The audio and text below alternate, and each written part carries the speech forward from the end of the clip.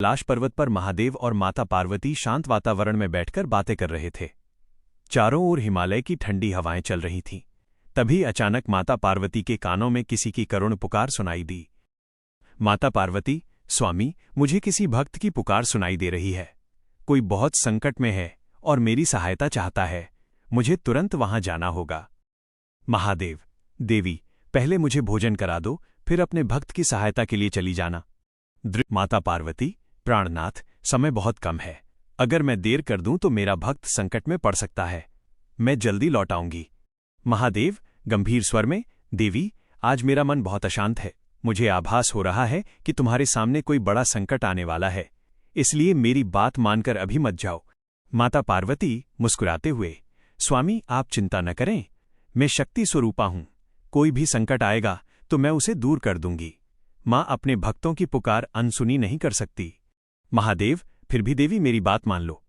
माता पार्वती, मैं शीघ्र ही वापस लौट आऊंगी। नैरेटर, इतना कहकर माता पार्वती वन की ओर चल पड़ी।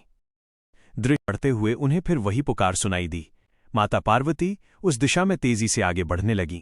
कुछ दूरी पर उन्हें कुछ लोग दिखाई दिए जो बहुत डरे हुए थे। माता पार्वती, बताओ, तुम्हें किस संकट से मुक्ति चाहिए? नैरेटर, तभी अचानक चारों ओर से भयानक हंसी गूंज उठी और कई दानव प्रकट हो गए। उन्होंने अपनी मायावी शक्तियों से माता पार्वती को जादुई बंधनों में जकड़ लिया। राक्षस, घमंड से, अब तुम हमारी कैदी हो। तुम्हें कोई नहीं बचा सकता। जल्द ही हम पूरे पृथ्वीलोक पर अधिकार कर लेंगे। दृश्य चाहती, क्रोध में, जब तक मैं हूं कोई भी मेरे भक्तों को नुकसान नहीं पहुंचा सकता। नैरेटर, क्षण भर में माता पार्वती ने अपना भयानक दुर्गा रूप धारण कर लिया। उनकी आंखों से अग्नि की ज्वाला निकलने लगी। उन्होंने अपनी दिव्य शक्तियों से सभी दानवों को हवा में उछाल दिया और अंत कर दिया। महादेव और गणेश जी प्रकट हुए। महादेव, देवी, अब क्रोध शांत करो। नैरेटर, माता पार्वती तुरंत अपने वास्तविक रूप में लौट आईं और महादेव के चरणों में झुक गईं। माता पार्वती, स्वामी, मुझसे भूल हो गई। अगर मैं आपकी बात मान लेती तो ये संकट नहीं आता।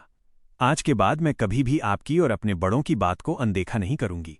नैरेटर, महादेव मुस्कुराए और माता पार्वती को आशीर्वाद दिया। तभी गणेश जी दौड़कर अपनी माता से लिपट गए।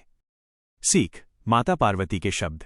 इस कथा से हमें यही सीख मिलती है कि बड़ों की सलाह हमेशा हमारे भले के लिए होती है।